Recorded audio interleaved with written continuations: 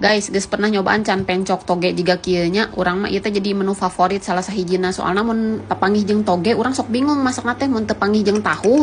si toge mah dipasakna teh paling ge di kitu we urang mah sok di minyak wijian di kecap asin gitu dikukus sebentar gitu nya mun teh dijieun gehu palingan oge bumbuna mah sarua lah jiga nyieun pencok kacang, pencok reujeuh, bontengnya jiga kitu teu beda jauh ieu bumbuna sarua, beda-beda saeutik lah aya nu kadang make asem, aya nu teu make asem nya. Urang mah resep make asem soalna sok tambah seger gitu. Tapi nah sih lamun ayeuna namanya mun urang meuli gehu teh eusina teh lainan toge sok bihun wae geuningan padahal cek urang mah ngeunahan toge seger. Naon alasanna si mang-mang teh bet diganti jadi bihun emang toge teh mahal cek urang ada murah toge teh.